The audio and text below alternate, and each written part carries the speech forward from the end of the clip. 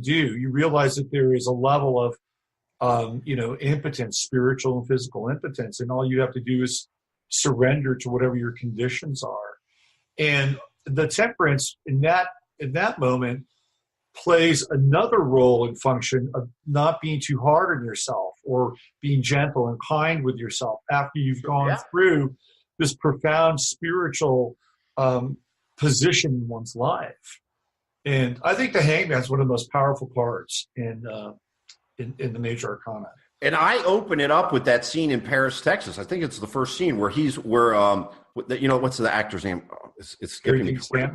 Right, where he's walking through the desert and he has that milk carton and he takes the last gulp and he drops it. That's the initial scene I use with the music from Arvo Part, Tabula Rasa. I don't use voiceover, but I think I kind of capture that just sense of wonder, but also it's terrorizing and very lonely. Yeah, no, it is. The Hangman it's like, the image, one of the images is Odin on the Yggdrasil tree. Yeah. Hanging upside down and being suspended. So the harder you try to get out of the Hangman, your position just tightens and becomes even more difficult to. And remember, the historical connection with the Hangman were shame paintings. So in that late medieval, early Renaissance period, if somebody had been a traitor, like a politician or someone, they would make graffiti pictures of him hanging upside down. So it has also this sense of shame to it. Yeah. Because that's what happens sometimes I remember what happened to me. There were things I was ashamed to believe and to write and to say. I said, I can't say this. And when I did, one side of me was euphoric, but the other side was, how could I have said that? Right. It takes a long time to become comfortable with those thoughts, with those feelings. What do you think the astrological representation of the Hangman is? Neptune, Pisces? Well, in the traditional sense, it's water, actually. Mm-hmm. They usually associate it with water. But if I had to give it a sign, I think, it could be Piscean. There's also something very Aquarian about it, I think. That's what kind of jumps out at me. No, there's something strange about it. Mm-hmm. And it has an Aquarian kind of a flavor. But I really think with the Hangman, some of the cards are like with Justice and Libra and Athena, it all kind of fits. Mm-hmm. Some of it really doesn't. You need to go somewhere else, But I would say I would probably go Aquarius, maybe. Yeah, I would sort of check the box on Pisces because you have to surrender and let go. Right? There's nothing you can do. And then you get kind of resurrected from that position. So you started off with the Tower, which I think is brilliant because you're invoking Mars, you're dealing with Mars energy, right, and you're breaking down sort of your barriers or your own blocks to be able to do this. I think that was brilliant. Which one did you end on? Oh yeah, funny. I didn't end with the World. The World I finished a few weeks before because. You know how sometimes when you write a novel, you got to have that end, you're pointing to the end. So I ended with Judgment. Mm. And I used it. Did you see that film Melancholia? No. Oh, it's a fabulous Lars von Trier. And the last scene is the apocalypse. So another planet crashes into Earth and you see the three of them waiting and the fire just explodes. Yeah, and that was the last one I did. I had it all. The rest of it was set up. Interesting. I love Judgment. It's one of my favorite cards. Oh, it's a fabulous card. Love the Aeons. Great, brilliant. So much in there. Well, this is really cool, and so people can find this film on YouTube. Is it your YouTube channel, Robert Bonomo? Is that what it is? Yeah, it's actually what is it? It's Robert Bonomo Cactus Land. Okay. But if you just go to YouTube, the 21 Faces of God, it'll come out. Now, I put it in as a long form version, which is 2 hours and 40 minutes. Right. And it's a dense film. Yeah. There's a section on duality, archetypes. It's pretty dense. And then it's in serialized form in 27 parts. So you can watch it both ways. And if you're watching the long form, just remember where you ended. You can go back to the serialized version. So it's pretty easy to watch that way on both sides. Well, maybe this is a good transition, since we're talking about YouTube, to talk about what's going on with, for all intents and purposes, censorship that's taking place on YouTube. And, this whole thing started with Alex Jones. I mean, they went after they went after the white rhino, right? Mm-hmm. That's what happened. And now they're starting to trickle down and begin to, get into the actual machinery and the mechanism of YouTube itself. You haven't had a chance to look at it, but I sent you this document, which I'll probably put a link to in the video, and people should check this out. It's a very detailed document, and it's by the datasociety.net, okay?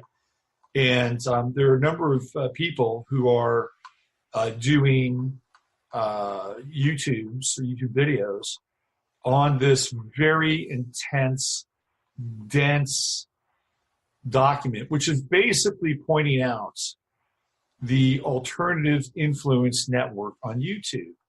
And they're not pointing it out to celebrate it. They're pointing it out so that they can alert people of what's going on theoretically, but their end game is to get YouTube to change the algorithms so that this content, or content that's related to people like Joe Rogan, who's kind of an outlier in this mix. I'm right now, why don't I do this? I'm going to do a little share screen here so people can see what I'm talking about. And I was really surprised that Joe Rogan popped up there. Joe Rogan is about as mainstream as you can get. You'll see the. Let me just find this here.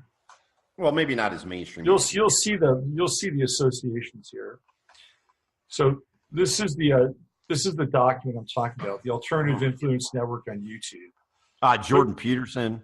Yeah, what's interesting is kind of at this. It's not really centric. There's like no center, but there are people on here like this Tim Pool guy. He's into LGBTQ. He voted for Bernie Sanders. I mean, what is he doing on this list? I don't understand this. But here's Peterson, kind of on the outer ring, fringe, and here's Rogan, kind of way out there. Owen Benjamin, who's gone a bit off the rails lately. Yeah. So it looks like what they're trying to portray are nodes, right? Like Stephen Molyneux is a node. Steven Crowder is a node. And off of these nodes are people that influence, and they in turn influence these other people, right? So on the edge, there's Sticks and Hammer 666. And he's right next to Richard Spencer. Now, if you sat down and talked to Sticks about Spencer, he would completely disavow Richard Spencer. Like there's no way that he would be even remotely related to Richard Spencer in terms of ideology, because he knows Richard Spencer is a shill. That's what he is. Richard Spencer is a disinfo agent. That's what he's done. It's who he is all his life. But there he is. He's right next to him. So it's not really a fair representation. But there's nothing fair about this at all. What they want to do is they want to create a network that shows that these things are going on, and these are the nodes of influences, and how it has to be disassembled node by node. Like you have to take certain people out. Like if you take Molyneux out, these nodes of influences aren't as powerful. If you take Steven Crowder out, the nodes of influences aren't as powerful. If you take Colin Robertson, millennial, you get the picture. Yeah, but where did they put Alex Jones? He's irrelevant. He's not on YouTube.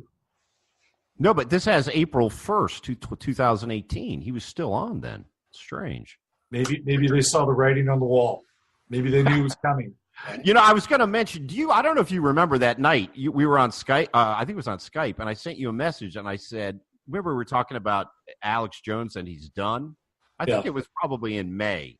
He started implicating Mueller in 9/11, and I remember I sent you, I said he's absolutely done today. Yeah. And yeah, so that was April, May that I think it was pretty clear that they were going to get rid of him.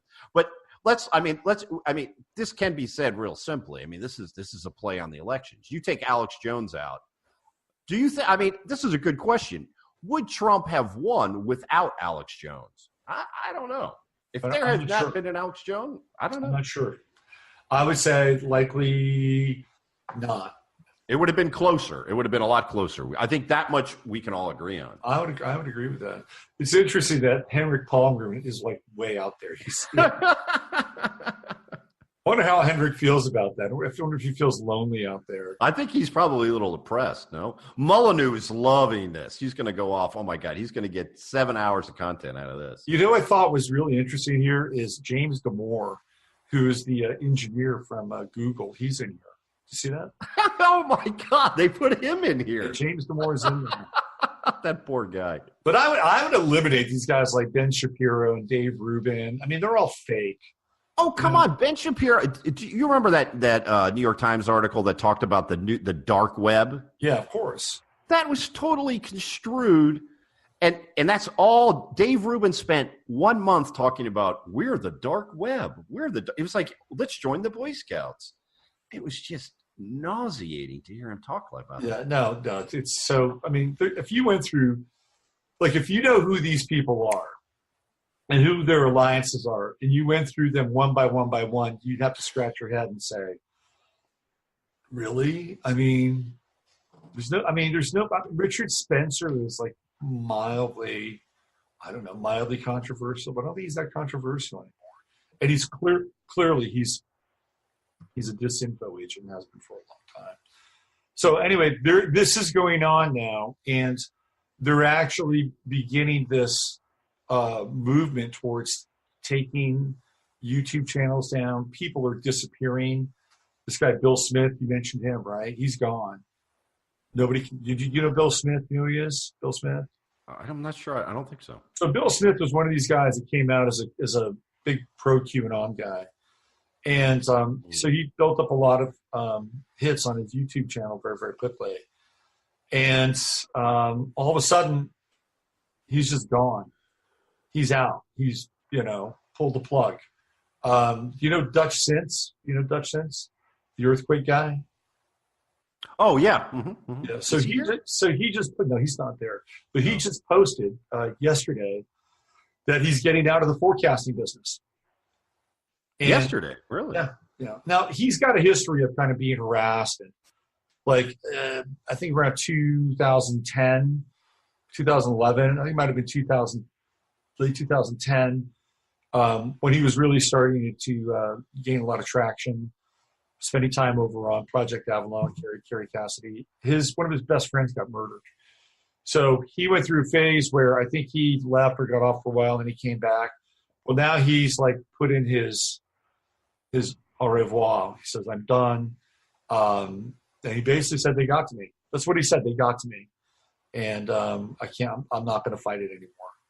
So he's gone. So there's a major insurgency now to completely clean up YouTube. Anything related to Sandy Hook, gone, right? They've been purging material from the 2016 election of all the meltdowns.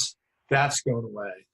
So we're living in this kind of like Stalinist era now, where all this information and all this media is just, being either shut down or completely wiped out. You shared with me earlier about Isaac Weishaupt, whom I've had on my show, and how he was just eliminated, and all his videos are gone.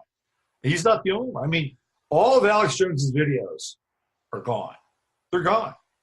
Maybe they backed him up somewhere in InfoWars. Maybe they did that, but they're gone. Greg Carlson of Higher Side Chats, they gave him two strikes.